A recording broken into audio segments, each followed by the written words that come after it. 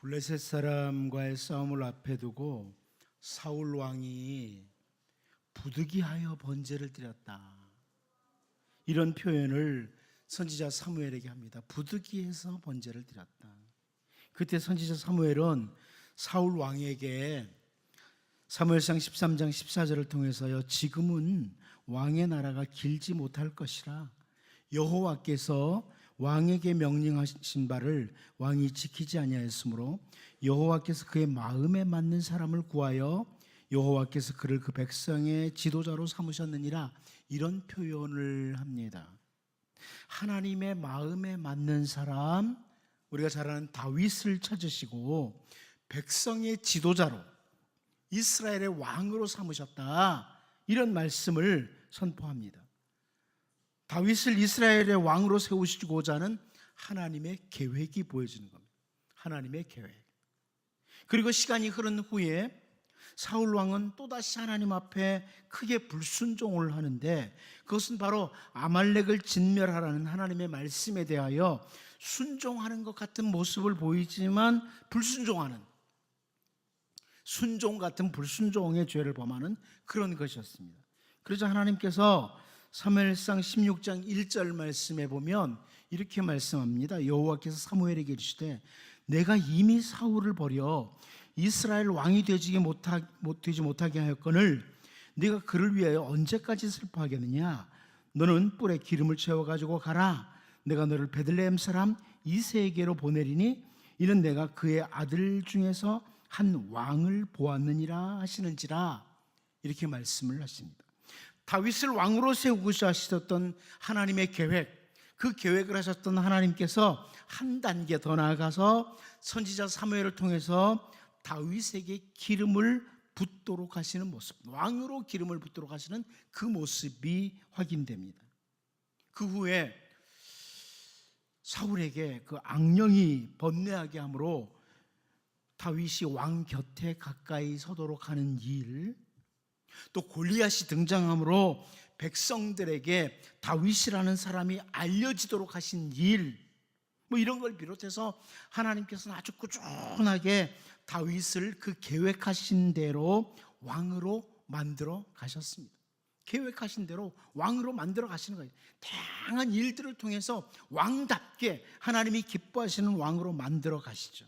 심지어 사울 왕의 미움을 받도록 하심으로 광야를 비롯해서 이방인의 땅에서까지 훈련 과정을 거치도록 하나님은 하십니다.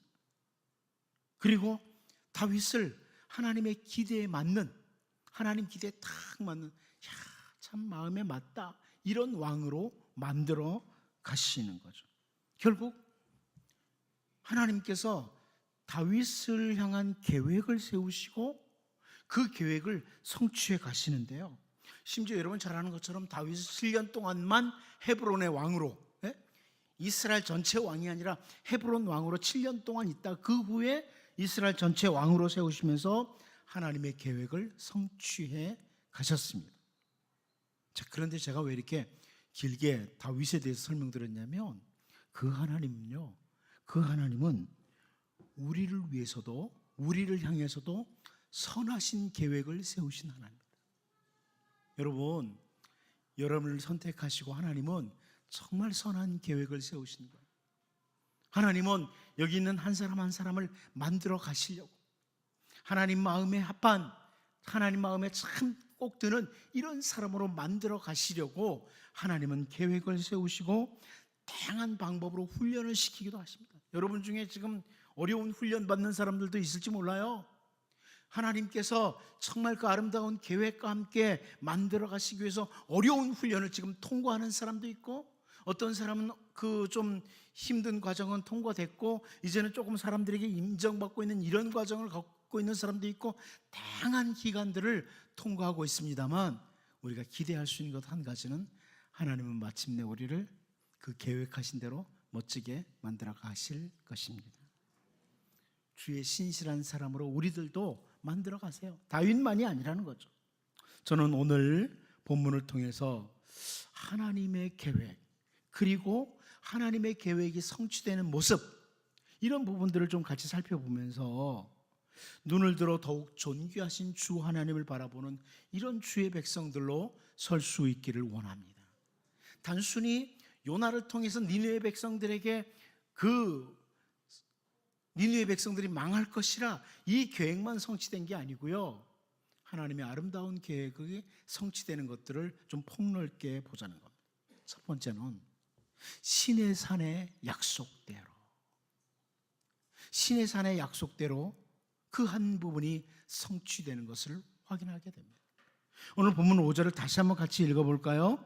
같이 한번 읽어봅니다. 시작. 니느웨 사람들이 하나님을 믿고 금식을 선포하고 높고 낮은 자를 막론하고 굵은 베옷을 입은지라.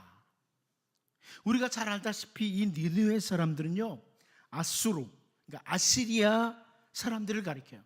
아시리아의 수도가 니느웨였습니다. 이스라엘 백성들의 눈으로, 그들의 시각으로 바라보면 이들은 이방인들이에요. 니느웨 사람들은 이방인들이에요. 그런데 이들이 오늘 본문을 보니까 니느웨 사람들이 하나님을 믿고 그럽니다. 니느웨 사람들이 하나님을 믿었다고. 물론 오늘 우리들도 이스라엘 백성들의 눈으로 보면 우리도 이방인이죠. 이방인들이 하나님을 믿게 되는 거, 이게 지금 구약시대의 일입니다.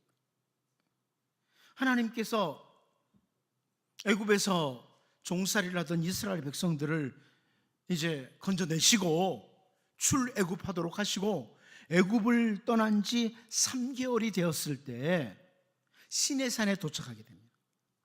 그 시나이 반도에 도착하죠. 이 시내산에 도착을 해서 그 시내산에서 그 백성들, 애굽에서 나온 백성들하고 언약을 맺습니다.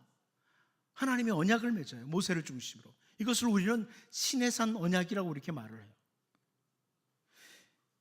근데 모세가 하나님 앞에 올라갔을 때 하나님께서 해주셨던 말 중에 하나, 우리가 잘 아는 말씀이 있죠. 출애굽기 19장 5절 6절. 세계가 다 내게 속하였나니 너희가 내 말을 잘 듣고 내 언약을 지키면 너희는 모든 민족 중에서 내 소유가 되겠고 너희가 내게 대하여 제사장 나라가 되며 거룩한 백성이 되리라. 너는 이 말을 이스라엘 자손에게 전할지니라.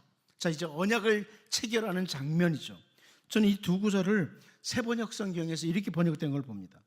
이제 너희가 정말로 나의 말을 듣고 내가 세워준 언약을 지키면 너희는 모든 민족 가운데서 나의 보물이 될 것이다. 온 세상이 다 나의 것이다. 그러므로 너희는 내가 선택한 백성이 되고 너희의 나라는 나를 섬기는 제사장 나라가 되고 너희는 거룩한 민족이 될 것이다. 너는 이 말을 이스라엘 자손에게 일러줘라. 이렇게 번역을 했습니다. 자, 모든 민족 가운데 이스라엘은 세굴라라고, 보물이 된다, 보석 같은 존재가 된다, 이렇게 말씀을 하시고, 너희 이스라엘은 나를 섬기는 제사장 나라가 된다, 이렇게 말씀합니다. 하나님을 섬기는 제사장 나라가 된다. 이 표현이 무슨 말씀이에요? 다른 표현으로 모든 민족을 위해서 하나님께서 사용하시는 귀중한 존재가 된다는 거예요.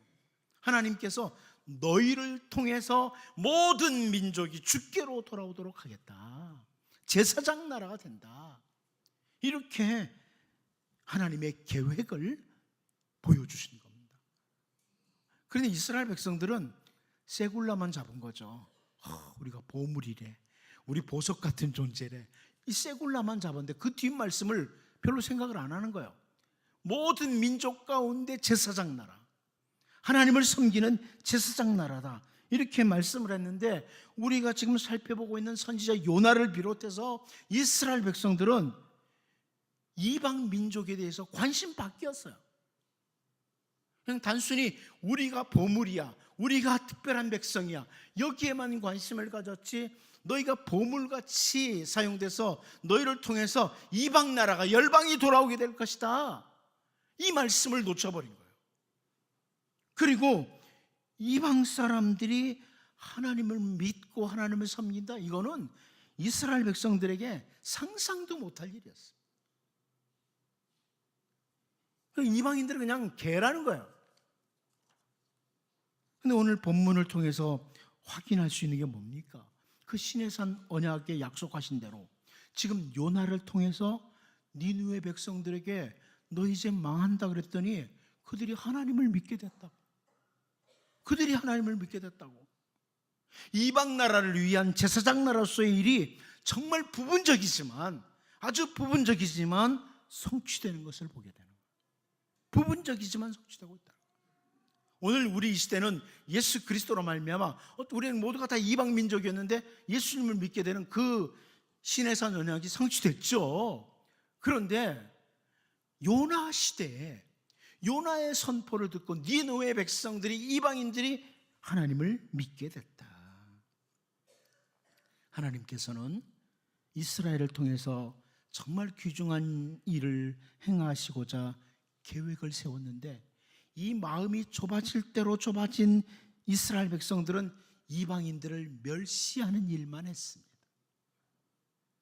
하지만 도망치던 요나르까지 돌이키도록 하시고, 이렇게 그 모세 때 주셨던 시내산 언약을, 그 시내산 약속대로 요나와 함께 제사장 나라의 일을 하도록 이렇게 일을 하시는 하나님을 본다. 우리는 하나님께서 이 아들 예수 그리스도를 이 땅에 보내주시고, 주 예수님께서는 우리의 영원한 대제사장으로서 우리의 죄를 대신하여 십자가에 죽도록 하심으로 영원한 멸망의 대상인 우리들, 이방인이었던 우리들을 하나님 나라 백성으로, 하나님의 자녀로 삼으신 것을 너무나 잘 알고 있습니다. 오늘도 사실 우리 하나님은 그 계획을 여전히 가지고 계십니다. 이제는 우리가 영적인 이스라엘이요, 우리가 제사장 나라입니다. 너희는 택하신 족속이라고, 너희는 제사장들이라고, 왕같은 제사장이라고 이렇게 말씀하시면서 오늘 우리를 통해서 하나님의 위대하시고 귀하신 계획, 열방이 주께로 돌아오는 이런 일을 행하도록 하나님의 계획이 성취되기를 기대하시고 계십니다. 여러분, 주의 은혜로 구원받은 우리들이 눈이 열리고, 요나를 통해서도 니느웨 백성, 이방인들이 돌아온다, 이것을 보면서 하나님의 그 아름다운 계획에 우리가 사용되는 그런 귀한 도구들로, 하나님이 기뻐하시는 왕같은 제사장들로 살아갈 수 있기를 원합니다. 두 번째로 우리는 오늘 본문에서 말씀을 전하는 통로의 중요성을 한번 보자. 말씀을 전하는 통로의 중요성. 본문 5절 다시 한번 보도록 하겠습니다. 시작. 니느웨 사람들이 하나님을 믿고 금식을 선포하고 높고 낮은 자를 막론하고 굵은 베옷을 입은지라. 여러분, 이 5절 말씀을 히브리어 성경으로 보면 그 시작이 어떻게 되냐면, 그러므로 믿었다 니느웨 백성들이 하나님을, 이렇게 이 순서로 되어 있어. 그러므로 믿었다 니느웨 백성들이 하나님을, 이렇게 히브리어가 순서가 되어 있어. 그러므로 믿었다. 그러므로 믿었다. 여러분, 그러므로라는 단어가 제일 앞에 나오는 걸 보면 앞에 뭐가 있잖아요. 앞에 다른 거 있죠. 4절과 연결이 되는 거예요. 4절 여러분 잘 알죠? 4절 말씀은 니느웨가 그냥 니느웨 백성 망한다고, 40일 지나면 망한다고, 40일이 지나면 니느웨 무너진다. 그러므로 믿었다 하나님을. 요나가 하나님의 말씀대로 그냥 선포하니까 니느웨 백성들이 하나님을 믿게 됐다. 여러분, 말씀을 선포하니까 믿게 되었다, 이런 의미예요. 선포하니까. 우리는 바울 사도를 통해서 주신 로마서 10장 14절 말씀을 잘 알고 있습니다. 로마서 10장 14절. 그런즉 그들이 믿지 아니하는 일을 어찌 부르리요? 듣지도 못한 일을 어찌 믿으리요? 전파하는 자가 없이 어찌 들으리요? 너무나 잘 아는 말씀이죠. 전파하는 사람이 없으면 들을 수가 없고, 듣지도 못하면 믿을 수가 없다. 이 바울 사도의 설명이에요. 사실 하나님께서는 인류 역사 가운데 계속해서 말씀을 전하는 도구들, 매개체, 통로를 세웠어요. 사람을 세웠어요. 오늘날에도 정말 어찌 보면 우리들이 형편없지만 우리들을 말씀을 전달하는 도구로, 매개체로, 통로로 사용하시기를 기뻐하시는 거예요.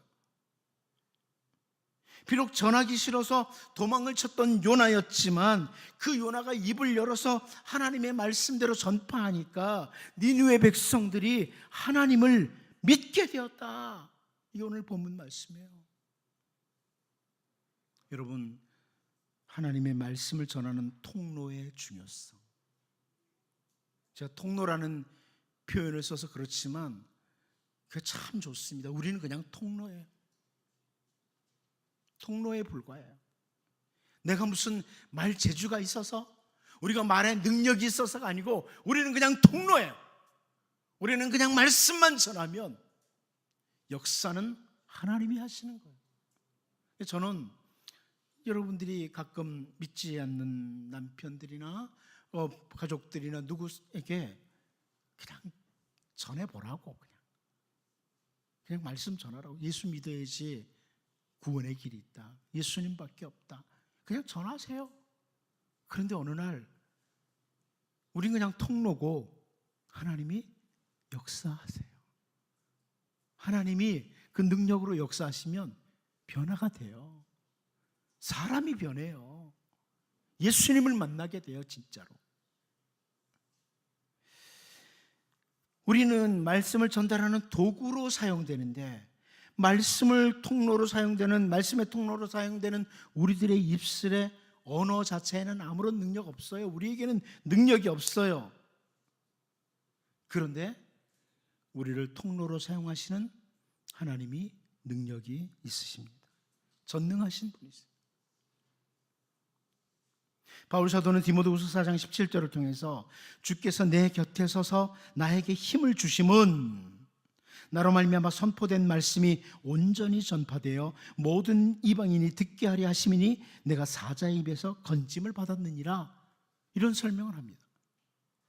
주님이 곁에 계시면서 힘을 주시기도 하시는 것은 말씀을 전하는 통로로 사용하시기 위해서. 저는 역으로 이렇게 말씀드릴게요. 하나님께 힘 공급받기를 원하십니까? 별로 없어요? 별로 반응이. 하나님께 힘을 공급받기를 원하세요? 그러면 말씀 전하십시오. 사람들에게 복음을 전하세요. 그러면 하나님의 힘이 여러분에게 공급됩니다. 하나님의 힘. 우리가 잘 아는 사도행전 1장 8장도 마찬가지예요. 성령이 임하시면 권능을 받고 뭐 하냐면 증인되는 거예요. 말씀 전하는 거예요. 복음 전하는 거예요. 복음 전하면 하나님이 힘 주십니다. 하나님께 힘을 공급받고자 하는 사람. 오늘도 하나님은 우리를 통해서 좀 더 많은 사람들에게 하나님의 말씀이 전파되기를 기뻐하십니다. 이제 주님이 정말 여러분 한 사람 한 사람 귀하게 사용하시는 말씀의 통로로 사용되는 이런 은혜가 있기를 바랍니다. 마지막 세 번째는 인간의 상상을 초월하는 하나님의 일하심이 보입니다. 인간의 상상을 초월하는 하나님의 일하심입니다. 우리 5절 다시 볼까요? 5절 다시 한번 보겠습니다. 시작. 니느웨 사람들이 하나님을 믿고 금식을 선포하고 높고 낮은 자를 막론하고 굵은 베옷을 입은지라. 제가 보기에도요, 이 성경 요나서를 보면서 선지자 요나가 아주 상당한 호소력과 함께 아주 간절하고 애타는 마음으로 니느웨 백성들에게 말씀을 전한 것처럼 보이지 않습니다.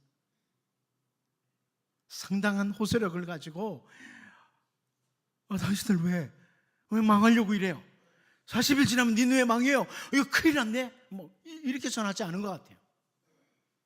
그래서 어느 구약학자가 그랬습니다. 요나가 이거 전할 때 소리도 잘 안 들렸을 것 같다고. 입 안으로 얘기하면서 40일 지나봐라 망하지. 이랬을 것 같다는 거예요. 내용상 뒤에 보면 하는 요나의 태도가 그렇잖아요. 니느웨가 망하기를 바랬지 돌아오기를 바란 게 아니에요. 그래서 이 요나의 태도를 볼 때 학자들이 볼 때 간절한 마음 없었다. 40일 있으면 망합니다. 왜 이렇게 사십니까? 이런 게 없었다는 거예요. 저도 거기에 상당히 동의를 합니다. 성경을 읽다 보니까 굉장히 동의가 돼요. 그런 것 같아요. 그런데 니느웨 사람들이 하나님을 믿고 금식을 선포하고 모든 사람들이 굵은 베옷을 입었다. 어쩌면 말씀을 전했던 요나 자신도 깜짝 놀랄 만한 상황이죠. 깜짝 놀랄 만한 상황이에요. 사실 이 말씀을 준비하다 저를 좀 봤어요. 말도 잘 못하죠. 좀 저기 얼굴이 뻘개지죠. 부끄러워서. 그런데 제가 봐도 제 설교가 시원찮아요. 근데 어느 날 보면 목사님, 그때 목사님이 이런 말씀 전하셨잖아요. 그 말씀이 얼마나 가슴에 찔렸는지 몰라요. 그럴 때 이야, 나도 해놓고 잊어버렸는데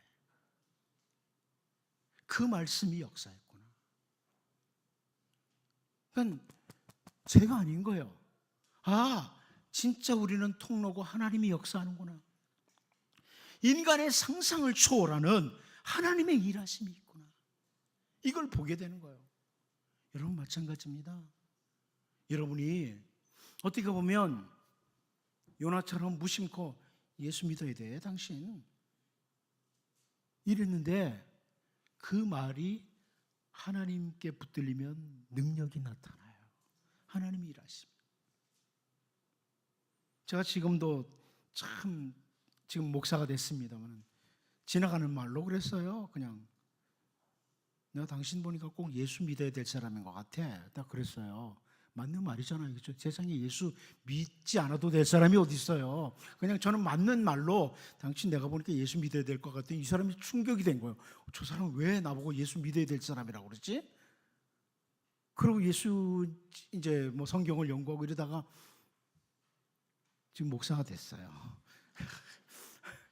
우리가 하는 말이 정말 아무것도 아닌 것 같은데 하나님이 능력과 함께 일하신다는 거예요. 우린 이걸 기억해야 됩니다. 우리가 이미 앞에 이제 전에 아모스 볼 때 살펴봤잖아요. 선지자 아모스가 북이스라엘에 가서 정말 열심히 하나님의 말씀 전했어요. 그런데 그때 베델의 제사장이었던 아마샤가 선지자 아모스에게 한 말이 있죠. 아모스 7장 12절 13절에서 우리가 과거에 살펴봤는데요. 아모스 7장 12절 13절 보면 아마샤가 또 아모스에게 이르되 선견자야 너는 유다 땅으로 도망하여 가서 거기에서나 떡을 먹으며 거기에서나 예언하고 다시는 베델에서 예언하지 말라. 이는 왕의 성소요 나라의 궁궐임이니라. 이 무슨 말씀이에요? 북이스라엘의 베델의 선지자였던 이 사람이 베델의 제사장이었던 이 아마샤가 선지자 아모스에게 더 이상 전하지 말라는 거예요. 당신 더 이상 하나님의 말씀 전하지 마. 이렇게 반응을 한 겁니다. 이제라도 하나님께로 돌아오라고 이스라엘 백성들이에요. 이스라엘 백성들에게 말씀을 전했지만 그들이 회개하기에는커녕 말씀 전달자를 공격하죠. 그런데 오늘 본문은 어떤 사람들이에요? 니느웨 땅 사람들입니다. 이방인의 땅 사람들입니다.